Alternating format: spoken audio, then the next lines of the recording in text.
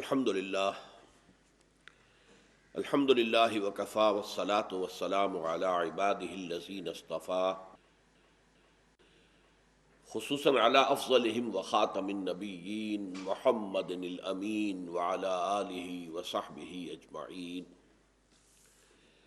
اما بعد فقد قال اللہ تبارک وتعالی کما ورد فی سورة العنکبوت: اعوذ باللہ من الشیطان الرجیم، بسم اللہ الرحمن الرحیم۔ اتل ما اوحی الیک من الکتاب واقم الصلاۃ ان الصلاۃ تنہی عن الفحشاء والمنکر ولذکر اللہ اکبر واللہ یعلم ما تصنعون۔ ولا تجادلوا اہل الکتاب الا باللتی ہی احسن الا الذین ظلموا منہم وقولوا آمنا بالذی انزل الینا وانزل الیکم والہنا والہکم واحد ونحن له مسلمون۔ وکذالک انزلنا الیک الکتاب فالذین آتیناہم الکتاب یؤمنون به ومن ہؤلاء من یؤمن به وما یجحد بآیاتنا الا الکافرون۔ صدق اللہ العظیم۔ رب اشرح لی صدری ویسر لی امری واحلل عقدۃ من لسانی یفقہوا قولی۔ اللہم ربنا الہمنا رشدنا واعذنا من شرور انفسنا، اللہم ارنا الحق حقا وارزقنا اتباعہ وارنا الباطل باطلا وارزقنا اجتنابہ، اللہم وفقنا لما تحب وترضى، آمین یا رب العالمین۔ سورہ عنکبوت کے بارے میں جو بات میں اس سے پہلے ایک سے زائد مرتبہ عرض کر چکا ہوں، اس کو دوبارہ ذہن میں تازہ کر لیں۔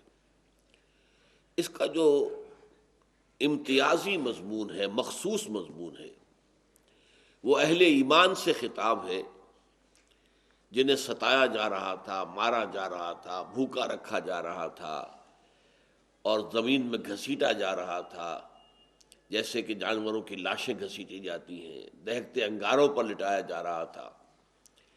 یہ حضور کے قیام مکہ کا وسطی دور ہے، سن 4 سے شروع ہوا ہے اور پھر 8 برس تک یہ جاری رہا ہے۔ یہ سورہ مبارکہ سن 5 میں نازل ہوئی۔ تو اس وقت جو حالات تھے اور اہل ایمان پر جو کچھ بیت رہی تھی، اس سے جو سوالات ان کے ذہنوں میں پیدا ہو رہے تھے، ان کا نہایت خوبصورت اور بہت جامع، بلکہ جامع ترین جواب جو ہے اس سورہ مبارکہ کے پہلے رکوع میں آ چکا ہے۔ باقی 6 رکوعوں کو 2 حصوں میں تقسیم کر لیجئے۔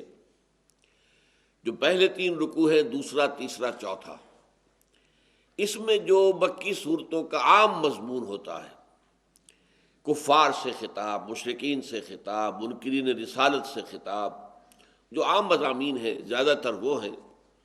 البتہ 1-2 مقامات جن کا ہم مطالعہ کر چکے ہیں، ان کا ایک گہرا تعلق بنتا ہے اس کشاکش حق و باطل جو ہو رہی تھی وہاں پر، اس سے۔ بقیہ جو 3 رکوع ہیں، جن میں سے کہ جو پہلا ہے 5واں، اس کا ہم آغاز کر چکے تھے پچھلی نشست میں، آج اسی پہ آگے بڑھنا ہے۔ ان 3 رکوعوں میں ایک تو اہل ایمان سے خطاب ہے ان ہدایات کے ضمن میں کہ ان حالات میں، ان مشکل وقتوں میں تمہیں کیا کرنا چاہیے، تمہارے لیے استقامت کی بنیاد کیا ہے، کہاں سے قوت ملے گی۔ لیکن ساتھ ہی وہ جو مشرکین اور کفار کے ساتھ گفتگو وہ بھی جاری ہے۔ لہذا یہاں بھی سمجھیے کہ 2 لڑیاں ہیں کہ جو آپس میں جن کو بٹ دیا گیا ہے، اور یہ تشبیہ میں سورہ بقرہ کی جو نصف ثانی کی جو ترتیب ہے اس کے ضمن میں بہت مرتبہ عرض کر چکا ہوں کہ وہاں 4 لڑیاں تھیں جن کو آپس میں بٹ دیا گیا، لال، ہری، پیلی، نیلی، پھر لال، ہری، پیلی، نیلی۔ اس طریقے سے ظاہر بات ہے کہ جب آپ 4 لڑیوں کو بٹ دیں گے تو کوئی رنگ بھی آپ کو مسلسل نظر نہیں آئے گا، بلکہ کٹے پھٹے نظر آئیں گے۔ لال، پیلی، نیلی، ہری، پھر لال، پیلی، نیلی، ہری، یوں ہوگا۔ تو یہاں پر 2 مضمونوں کی لڑیاں ہیں۔ ایک کفار مکہ سے خطاب ہے اور ان کے جو بھی حیلے تھے، بہانے تھے، جو حضور کی دعوت کو رد کرنے کے لیے وہ پیش کر رہے تھے، اس پہ ان کے ساتھ مکالمہ کہہ لیں، مناظرہ کہہ لیں، انہیں جواب دیے گئے۔ اور ایک لڑی جو ہے، جو ہمارے اس وقت کے جو مرحلہ ہے مطالعہ قرآن حکیم کے منتخب نصاب کا، اس میں جو مضمون اس وقت زیر بحث ہے، اس کے لحاظ سے اصل جو موضوع ہے وہ ہے کہ مشکلات میں، آزمائشوں میں جب اہل ایمان گرفتار ہو جائیں تو انہیں کیا کرنا چاہیے۔ اس ضمن کی پہلی آیت ہم پچھلی مرتبہ پڑھ چکے ہیں کہ سب سے بڑا ذریعہ جو ہے استقامت کا، ہمت کا اور کھڑے رہنے کا اور صبر اور مثابرت کا، وہ اللہ کا ذکر ہے، اس لیے کہ اس ذکر سے ایمان تازہ ہوتا ہے۔ اور ظاہر بات ہے کہ جتنا ایمان گہرا ہوگا اور مضبوط ہوگا، اتنی ہی استقامت آئے گی، اتنی ہی سختی جھیلنے کو انسان تیار ہوگا، اتنی ہی قربانی دینے کے لیے آمادگی ہوگی۔ جتنا ایمان آخرت پر پختہ ہوگا، اتنا ہی انسان اپنی اس زندگی کو قربان کرنے اور نچھاور کرنے کے لیے آمادہ ہوگا۔ کہ فرق کیا پڑتا ہے، ایک پردہ ہی تو ہے نا اس دنیا اور اس دنیا میں۔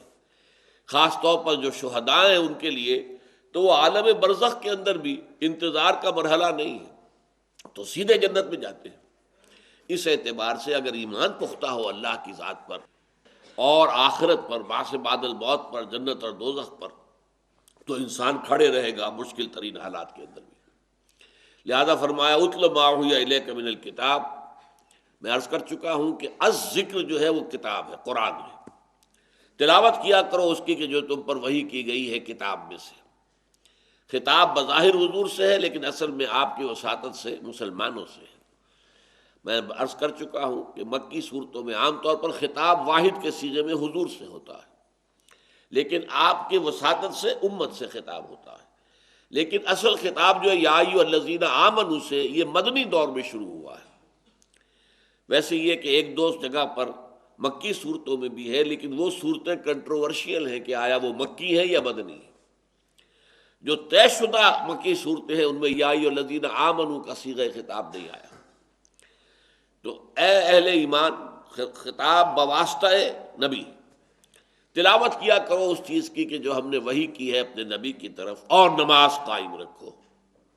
قرآن تو الذکر ہے، اور نماز جامع ترین ذکر ہے جس میں عمل بھی ہے اور قول بھی ہے۔ ان الصلاۃ تنہی عن الفحشاء والمنکر، یقیناً نماز وہ شے ہے کہ جو انسان کو فحش اور منکر کاموں سے روکتی ہے۔ وَلَذِکْرُ اللَّہِ اکبر، اور واقعہ یہ ہے کہ اللہ کا ذکر سب سے بڑی شے، سب سے بڑی شے۔ واللہ یعلم ما تصنعون، اور اللہ جانتا ہے جو کچھ کہ تم کر رہے ہو۔ اب دوسری ہدایت آ رہی ہے، وَلَا تُجَادِلُوا أَهْلَ الْكِتَابِ إِلَّا بِالَّتِي هِيَ أَحْسَنُ إِلَّا الَّذِينَ ظَلَمُوا مِنْهُمْ وَقُولُوا آمَنَّا بِالَّذِي أُنزِلَ إِلَيْنَا وَأُنزِلَ إِلَيْكُمْ وَإِلَٰهُنَا وَإِلَٰهُكُمْ وَاحِدٌ وَنَحْنُ لَهُ مُسْلِمُونَ۔ اور مت جھگڑو، مت مجادلہ کرو، مت بحث اور مباحثہ کرو اہل الکتاب سے، یہودیوں اور نصرانیوں سے، الا باللتی احسن، مگر اس طریقے پر جو بہت خوبصورت ہو، بہت عمدہ ہو، مہذب انداز میں، شائستہ انداز میں، مخاطب کی عزت نفس کا لحاظ رکھتے ہوئے، اس کی جو سینسبلٹیز ہیں ان کی رعایت دیتے ہوئے وہ طور اختیار کیا جائے کہ جس سے وہ آفینڈ نہ ہو۔ وَلَا تُجَادِلُوا أَهْلَ الْكِتَابِ إِلَّا بِالَّتِي هِيَ أَحْسَنُ إِلَّا الَّذِينَ ظَلَمُوا مِنْهُمْ، سوائے ان کے کہ جو ان میں سے ظالم ہیں۔ اب یہ بڑا دلچسپ مقام ہے کہ یہ دو الا جو آ گئے تو اس کا مفہوم کیا ہوا؟ مت مجادلہ کرو اہل کتاب سے مگر بہترین انداز میں، سوائے ان کے کہ جو ظالم ہوں۔ اب یا تو یہ دونوں جو الا ہے یہ ایک دوسرے کو کینسل کر دیں گے، اور ولا تجادلوا اہل الکتاب قائم رہ جائے گا، ان سے جھگڑو مت، مجادلہ مت کرو۔ اور یا یہ ہے نتیجہ اس کے برعکس نکلے گا کہ جو زیادتی پر اتر آئے، جو کسی بھی صحیح بات کو ماننے پر تیار نہ ہو، محسوس ہو جائے کہ وہ تو گویا کہ ادھار کھائے بیٹھا ہے کہ میں نے ماننا نہیں ہے، آثار بتا رہے ہیں کہ اس کا دل تسلیم کر رہا ہے لیکن اس کی زبان ماننے کو تیار نہیں ہے، تو ایسے شخص کے ساتھ کچھ جھگڑا بھی جا سکتا ہے، کوئی تلخ بات بھی کہی جا سکتی ہے، سختی بھی اختیار کی جا سکتی ہے۔ یہ ہمیشہ ہر حال میں ممنوع نہیں ہے، جو ان میں سے ظالم ہیں ان کے ساتھ سختی بھی اختیار کی جا سکتی ہے۔ یہ ایک بہت اہم اصول ہے۔ ایک تو پہلے تو یہ تاریخی طور پر سمجھ لیجئے کہ اب تک اہل کتاب سے کوئی معاملہ مسلمانوں کا ہوا ہی نہیں تھا۔ دعوت صرف مکے میں محدود تھی، وہاں نہ کوئی یہودی تھا نہ عیسائی تھا۔ اب سابقہ پیش آنے والا ہے اللہ کے علم میں، کیونکہ اسی صورت کے اندر یہ آگے حکم آ جائے گا جس میں کہ ہجرت کی طرف اشارہ ہے۔ اگر یہاں کی سختیاں تمہارے لیے ناقابل برداشت ہو گئی ہیں تو تمہیں اجازت ہے تم حبشہ کی طرف ہجرت کر جاؤ۔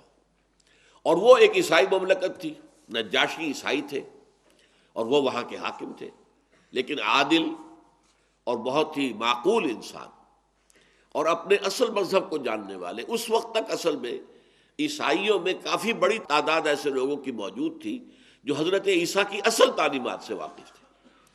وہ جو بعد میں بگڑتے وہ توحید تثلیث میں بدل گئی اور شریعت موسوی بالکل ساقط ہو گئی، ابھی وہ کیفیت نہیں تھی۔ تو گویا کہ حضرت نجاشی چونکہ وہ ایمان لے آئے، صحابی تو نہیں شمار ہوتے کہ حضور سے ملاقات نہیں ہوئی، لیکن وہ تابعی ضرور ہے کہ حضور کے صحابہ سے ان کی ملاقات ہوئی۔ وہاں عیسائیوں کے ساتھ گویا کہ پہلی مرتبہ ایک سابقہ پیش آنے والا تھا، اس کے لیے یہ تمہید ہے۔ وَلَا تُجَادِلُوا أَهْلَ الْكِتَابِ إِلَّا بِالَّتِي أَحْسَنُ، اہل کتاب سے مت مجادلہ کرو مگر اس طور سے جو بہت ہی عمدہ ہو۔ إِلَّا الَّذِينَ ظَلَمُوا مِنْهُمْ، سوائے ان کے کہ جو ان میں سے ظالم ہو، جن کے بارے میں تمہارا دل گواہی دے دے کہ یہ اڑے ہوئے ہیں ضد کے اوپر، ہٹ دھرمی جو ہے وہ انہوں نے اختیار کر لی ہے، تو اس صورت میں تم بھی کوئی سخت روش اختیار کر سکتے ہو۔ اصل میں یہاں میں چاہتا ہوں کہ ایک لفظ کو آپ سمجھ لیں۔ ہمارے ہاں ایک لفظ ہے مناظرہ۔ مسلمان علماء کے مناظرے ہوئے ہیں عیسائیوں کے ساتھ۔ پادری فینڈر نے آ کر مسلمانوں کو ہندوستان میں بڑا پریشان کر دیا تھا۔ ایک جرمن پادری تھا، اور جب انگریز جو ہے ہندوستان میں قابض ہوتا ہوا پہنچ گیا، پورے ہندوستان پر تقریباً اس کا قبضہ ہو گیا، تو آگے یہ عیسائی فوجیں آ رہی تھیں، پیچھے ان کے مشنریز آ رہے تھے کہ اب جو یہ مغلوب قوم ہے یہاں کی اور جو لوگ مفتوح ہیں تو ان کو ہم عیسائی بنا لیں۔ مروب تو ہیں، جب مغلوب ہو گئے تو مرعوب ہو گئے، لہذا یہ موقع ہے، ابھی جو ہے لوہا گرم ہے، چوٹ لگائیں۔ تو پادری فینڈر آیا اور اس نے سب سے پہلے کلکتے میں علماء کو چیلنج کیا کہ آؤ مجھ سے مناظرہ کرو، آیا عیسائیت درست مذہب ہے یا اسلام درست مذہب ہے؟ علماء کو شکست دی، اس لیے کہ وہ تو قرآن اور عربی اور حدیث پڑھ کے آیا تھا۔ پھر وہاں سے وہ چلتا ہوا آیا بہار اور یو پی سے، اور ہر بڑے شہر میں اس نے مسلمان علماء کو شکست دی۔ اس کے بعد وہ دہلی پہنچ گیا، اور جو شاہ جہانی مسجد ہے دلی کی، جامع مسجد دہلی مرکز کے اندر شہر کے، وہاں اس کی سیڑھیاں بہت اونچی ہیں، جن لوگوں نے دیکھا ہوگا۔ یہ ہماری جو ہے بادشاہی مسجد، اس کی کرسی بلند نہیں ہے لیکن اس کی کرسی بہت اونچی ہے۔ اس پر ان سیڑھیوں پر کھڑے ہو کر اس نے کہا کہ مسلمانوں، میں وہاں سے چل کر یہاں آ گیا ہوں اور کوئی عالم دین جو ہے مسلمان وہ میرا مقابلہ نہیں کر پایا، شکست دی ہے میں نے۔ اب میں پورے ہندوستان کے علماء کو چیلنج کرتا ہوں، کوئی ہے جو میرا مقابلہ کرے؟ اب دیکھیے، اگر اس وقت کوئی بھی میدان میں نہ آتا تو مسلمانان ہند کے عوام پر کیا اثر پڑتا؟ ہمارا مولوی تو ہار گیا، یہ جیت گیا، ان کی فوجیں جو ہیں انہوں نے ہمیں شکست دے دی، اور ان کے مولویوں نے ہمارے مولویوں کو شکست دے دی۔ تو کتنے بڑے پیمانے پر ماس کنورشن ہو جاتا مسلمانوں کا عیسائیت کی طرف۔ لیکن اللہ تعالیٰ کی رحمت جو ہے اس وقت ظاہر ہوئی۔ مولانا رحمت اللہ کیرانہ، یہ ضلع مظفر نگر جو ہے یو پی کا، اس کا ایک قصبہ ہے کیرانہ، وہ ابھر کر سامنے آ گئے۔ رحمت اللہ کیرانوی رحمت اللہ علیہ، انہوں نے مقابلہ کیا، اسے شکست دی، اس لیے کہ ان کے چند معتقد انگلینڈ میں بیٹھے ہوئے تھے، اور انہوں نے وہاں سے بائبل کے اس مطالعے کے حوالے سے انہیں بہت مواد فراہم کیا، اور اس طریقے سے وہ جب بائبل کے حوالے دے کر گفتگو کی تو پادری فینڈر بھاگ گیا۔ لیکن یہاں میں نے اصل میں بتایا آپ کو مناظرے کی اہمیت کیا ہے، کہ اگر وہاں شکست کھا گئے ہوتے اور کوئی مسلمان عالم نہ ابھرتا تو ماس کنورشن ہو سکتی تھی مسلمانوں نے ہند کی کرسچینٹی کی طرف۔ اچھا، یہ مناظرہ جسے ہم کہتے ہیں، یہ مجادلہ سے کہاں مختلف ہے؟ مجادلہ ہے دعوت کے لیے، بلانے کے لیے، اس میں نرمی ہوگی، اس میں مخالف جو ہے یا مخاطب کہنا چاہیے، اس کے جذبات کا بھی لحاظ ہوگا، وہ آفینڈ نہ ہو جائے، اس کے اندر حکمت برتی جائے گی۔ لیکن مناظرہ یہ لفظ قرآن میں کہیں نہیں آیا ہے، اسی وزن پر باب مفعلہ۔ مناظرے میں یہ پہلو نہیں ہوتا، بلکہ اسے شکست دینی ہے، اسے چپ کر دینا ہے، بس یہ ہے مناظرے کی اصل روح، یہ ہے۔ لہذا اس میں سختی بھی ہے، کرختگی بھی ہے، حملہ آور ہونے کا انداز، جارحیت کا انداز۔ آج کے دور میں ایسی ایک شخصیت جو ہے بہت نمایاں شیخ احمد دیدات کی ہے۔ اب تو وہ بہت بیمار ہیں، لیکن یہ ہے کہ انہوں نے واقعہ یہ ہے کہ عالم عیسائیت کے جو ہے پرچے اڑا دیے، ان کے مراکز میں جا کر جو ہے انہوں نے مناظرے کیے ہیں، اور بڑے بڑے ان کے جو پادری سمجھے جاتے ہیں ان کو شکست دی۔ اس کی وجہ کیا ہے؟ پوری بائبل ہسٹری جو ہے ان کی انگلیوں پر ہے، ٹپس آف دی فنگرز کے اوپر ہے، کہ بائبل کیسے کیسے بدلی ہے، کیسے ترمیمیں کی گئی ہیں، کیسے اس کو بدلا گیا ہے مختلف اوقات کے اندر۔ فلاں بائبل دیکھو، اس کا یہ صفحہ دیکھو، اس کے بعد یہ ہو گیا، اس کے بعد تو یہ تو ورڈ آف گاڈ ہے ہی نہیں، ثابت کرتے۔ ان کے کتابچے بھی چھپے ہوئے ہیں، اس Bible the word of God? جواب دیا انہوں نے کہ نہیں، قرآن میں بتاؤ ایسی کوئی ترمیم ہوئی ہو، ایسی کوئی تبدیلی ہوئی ہو۔ تو یہ ان کا مناظرے کا انداز تھا، اور اس میں پھر جارحیت کا انداز ہے۔ ظاہر بات ہے کہ مناظرے میں آپ کو بتا چکا ہوں، مجادلے کی روح مختلف ہے۔ مجادلے میں آپ اپنے مخالف کو یا مخاطب کو اپنی طرف مائل کرنا چاہتے ہیں، لانا چاہتے ہیں، اس کی کچھ دلجوئی بھی کریں گے، اس کو آگے بڑھائیں گے، تو نرمی بھی کریں گے، آپ اس کے اوپر یہ بھی ظاہر کریں گے کہ تمہاری باتیں مجھے تسلیم ہے، میں مانتا ہوں، یہ شے تو میرے اور تمہارے درمیان مشترک ہے، لیٹ اس گو اہیڈ۔ یہ ہے مجادلے کا انداز۔ اور مناظرے کا انداز میں نے آپ کو بتا دیا کہ انگریزوں کی ہندوستان میں آمد کے بعد سب سے بڑے مناظر جو تھے مولانا رحمۃ اللہ کیرانوی، یہ مکے میں مدفون ہیں، اس لیے کہ یہاں سے جب پادری فینڈر بھاگ گیا تھا تو پھر اس نے جا کر ترکی میں اڈا جمایا، وہاں بھی علماء کو شکستیں دی۔ تو مولانا رحمۃ اللہ کیرانوی گئے ہوئے تھے حج کے لیے، وہاں اس وقت تک خلافت کا نظام قائم تھا، وہ دارالخلافہ تھا ترکی، استنبول۔ تو وہاں کے معلوم ہوا خلیفہ کو کہ یہ پادری جس نے ہمارا ناک میں دم کر دیا ہے، اس کو ہندوستان کے ایک مولوی نے شکست دی تھی، اور وہ مولوی حج کے لیے آیا ہوا ہے، لہذا پیغام ملا انہیں کہ آپ آئیے یہاں اور خدا کے لیے ہماری جان چھڑائیے اس پادری سے۔ چنانچہ جب وہ روانہ ہوئے ہیں اور اسے اطلاع ہو گئی کہ مولوی رحمۃ اللہ آ رہا، وہاں سے بھی بھاگ گیا، پھر انہوں نے حج کے بعد جو ہے وہی مکے میں سکونت اختیار کر لی۔ خلافت ترکی کا زمانہ تھا، ظاہر بات ہے جب ترکی اتنا دارالخلافہ جو ہے وہ اتنا ان کا ممنون ہوا تو انہیں کون سی چیز روک سکتی تھی؟ ان کے لیے تو حکومت کی بھی پھر سرپرستی تھی۔ مدرسہ سولتیہ جو مشہور ہے مکے کا، وہ انہی کا قائم کردہ ہے۔ ویسے اس کے لیے پیسے فراہم کیے تھے ایک متمول خاتون تھی بنگال کی، سولت بیگم، سولت آرا بیگم، یہ کچھ ایسا نام ان کا تھا۔ تو نام تو رکھا گیا اس کا مدرسہ سولتیہ، جس نے پیسے کنٹریبیوٹ کیے تھے، لیکن اصل میں اس کی سنگ بنیاد رکھنے والے اور وہاں پر ایک تعلیم کا نظام قائم کرنے والے مولوی رحمۃ اللہ کیرانوی تھے۔ اور وہ دفن بھی ہے، جنت البقیع میں نہیں دفن ہے، بلکہ مدرسہ سولتیہ ہی کے ایک حجرے کے اندر ان کی قبر ہے۔ میں گیا ہوں، میں نے زیارت بھی کی ہے۔ بہرحال یہ اصل میں موضوع ہو گیا تھا کس بات کا کہ مجادلہ اور مناظرہ میں فرق کیا ہے۔ اور آج کے دور کا مناظر عیسائیوں کے خلاف وہ شیخ احمد دیدات ہیں، انہیں کوئی شکست نہیں دے سکا۔ جمی سواگرٹ جو بہت بڑا امریکہ کا بہت بڑا سمجھا جاتا تھا کہ یہ بہت بڑا پادری ہے، اس کے ساتھ ان کا مناظرہ ہوا اور اسے شکست دی ہے، اور اسے بالآخر یہ گالی دینی پڑی کہ مولوی رحمۃ اللہ تو کی مثال تو وہ ہے جو قرآن مجید میں ہے کہ ایک گدھے کے اوپر کتابیں لدی ہوئی، اس کے اوپر تو پوری بائبلیں لدی ہوئی ہے، ساری کی ساری بائبلیں جو ہے وہ اسے یاد ہیں۔ اب میں کیسے اس سے جھگڑوں؟ تاریخی حقائق ہے، فلاں بائبل نکالو، فلاں بائبل میں تو یہ لفظ یوں تھا، یہاں یہ کر دیا گیا، تبدیلی ہو گئی۔ اب اس وقت جو بائبل دنیا میں ہے وہ کنگ جیمز ورشن ہے، جیمز کے زمانے میں اس کا جو ایک آفیشیل ورشن بنایا گیا تبدیلیوں کے بعد، اور اب پھر تبدیلی ہو رہی ہے۔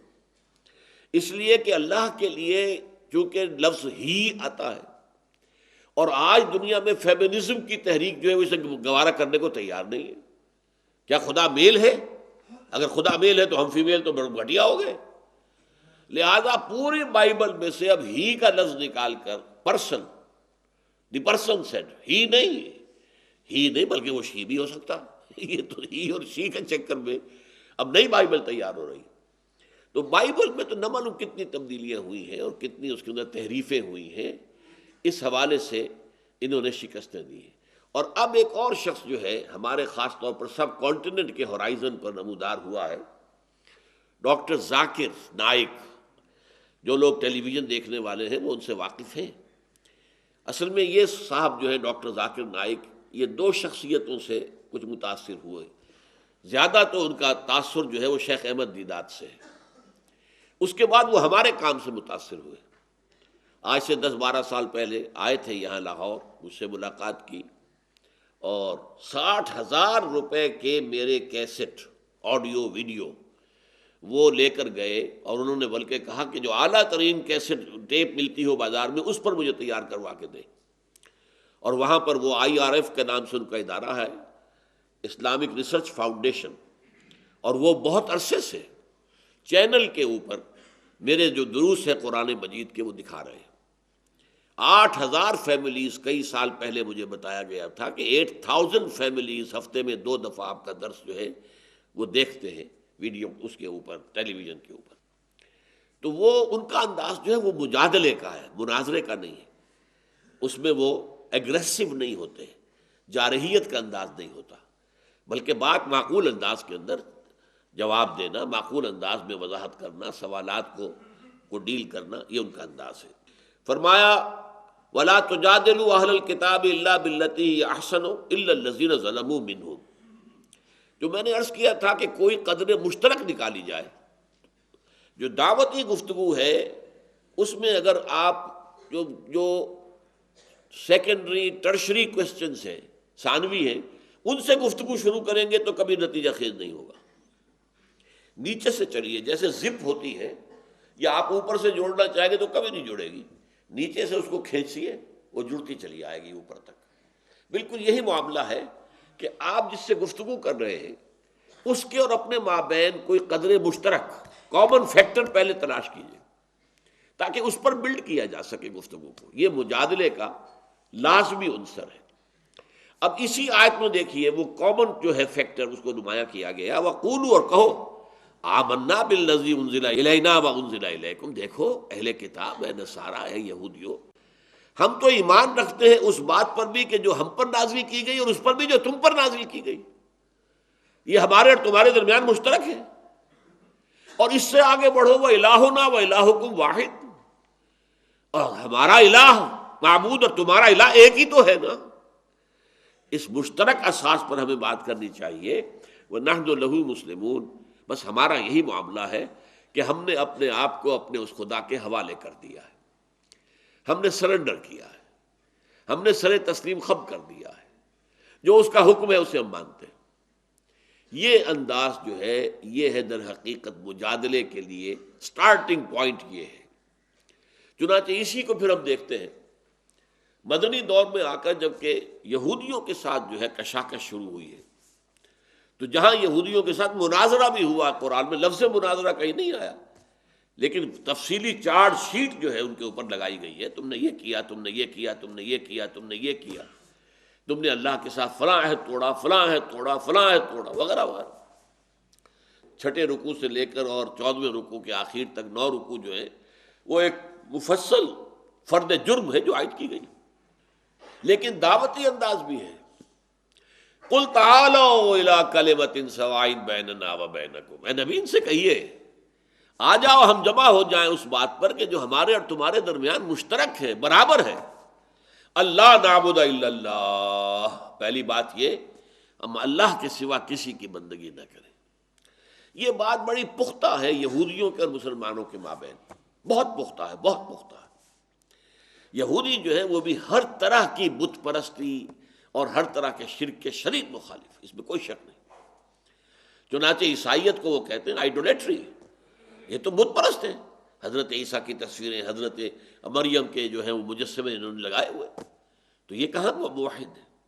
لیکن کلیم جو ہے وہ عیسائی بھی کرتے ہیں کہ ہم موحد ہیں، ہم ایک خدا کو مانتے ہیں۔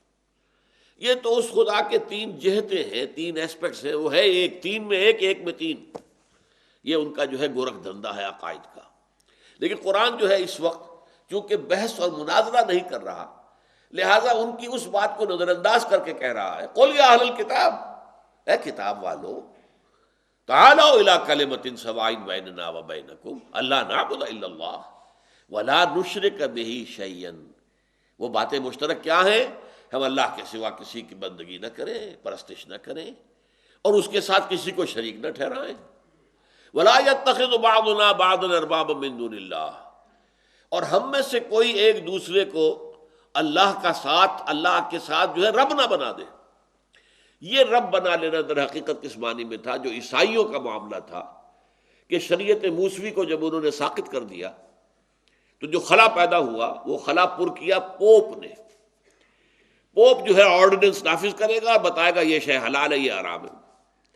حالانکہ تحلیل و تحریم، کسی شے کو حلال قرار دینا اور کسی شے کو حرام قرار دینا، یہ خالص پریروگیٹو ہے اللہ کا، یہ اختیار خصوصی اللہ کا۔ یا اللہ کا رسول پھر بتائے گا، کوئی اضافہ کر سکتا ہے؟ اللہ نے جو لسٹ دی ہو حرام چیزوں کی، ان میں رسول جو ہے بعض اضافے کر سکتے ہیں۔ جیسے کہ جو محرمات ہیں وہ رشتے کے جن میں کسی صورت بھی دو نکاح نہیں ہو سکتا، وہ محرم کہلاتے ہیں، اور جن عورتوں سے کسی صورت میں شادی نہیں ہو سکتی وہ محرمات کہلاتی ہیں۔ تو اس میں آیا ہے کہ ایک وقت میں دو بہنوں کو ایک نکاح میں نہیں رکھ سکتے۔ حضور نے اس میں اضافہ کر دیا کہ یہی معاملہ ہوگا خالہ اور بھانجی کا بھی، ایک نکاح میں بیک وقت کسی ایک شخص کے نکاح میں خالہ اور بھانجی دونوں نہیں ہو سکتے، اور یہی معاملہ ہوگا پھوپھی اور بھتیجی کا۔ تو یہ ایک اضافہ ہے جو حضور نے کیا ہے، اور حضور چونکہ اللہ کے نمائندے، انہیں حق حاصل ہے۔ لیکن یہ کہ پوپ کو یہ اختیار دے دینا، گویا کہ اسے رب مان لیا گیا، اسے خدائی میں شریک کر دیا گیا۔ تو تین باتوں کا وہاں پہ ذکر کیا گیا، قل تعالوا الی کلمۃ سواء بیننا وبینکم الا نعبد الا اللہ ولا نشرک بہ شیئا ولا یتخذ بعضنا بعضا اربابا من دون اللہ۔ آؤ جمع ہو جائے اس پر۔ اسی طرح سے سورہ بقرہ میں جو آیا ہے، قولوا آمنا باللہ وما انزل الینا وما انزل الیکم وما انزل الی ابراہیم واسماعیل واسحاق ویعقوب والاسباط وما اوتی موسیٰ وعیسیٰ وما اوتی النبیون من ربہم لا نفرق بین احد منہم ونحن لہ مسلمون۔ اے مسلمانوں کہہ دو ان سے، یہودیوں سے اور عیسائیوں سے، ہم ایمان رکھتے ہیں اس پر بھی جو ہم پر نازل کیا گیا، اس پر بھی جو ابراہیم پر نازل کیا گیا، اسماعیل پر نازل کیا گیا، اسحاق پر نازل کیا گیا، یعقوب پر نازل کیا گیا، یعقوب کی نسل میں جو لوگ اٹھے ان پر نازل کیا گیا، جو دیا گیا حضرت موسیٰ کو، جو کچھ دیا گیا حضرت، ہم سب کو مانتے ہیں۔ ہم تو نبیوں میں سے کوئی تفریق کرتے ہی نہیں کہ ایک کو مانے دوسرے کو نہ مانے۔ وَنَحْنُ لَهُ مُسْلِمُونَ، نبیوں کو سب کو مانتے ہیں اور اللہ کے سامنے سر تسلیم خم کیے ہوئے ہیں۔ تو یہ انداز جو ہے یہ مجادلے کا ہے، یہ بلانے کا ہے، قدر مشترک تلاش کر کے وَلَا تُجَادِلُوا أَهْلَ الْكِتَابِ إِلَّا بِالَّتِي هِيَ أَحْسَنُ إِلَّا الَّذِينَ ظَلَمُوا مِنْهُمْ وَقُولُوا آمَنَّا بِالَّذِي أُنزِلَ إِلَيْنَا وَأُنزِلَ إِلَيْكُمْ وَإِلَٰهُنَا وَإِلَٰهُنَا وَاحِدٌ وَنَحْنُ لَهُ مُسْلِمُونَ۔ بارک اللہ لی ولکم فی القرآن العظیم ونفعنی وإیاکم بالآیات والذکر الحکیم۔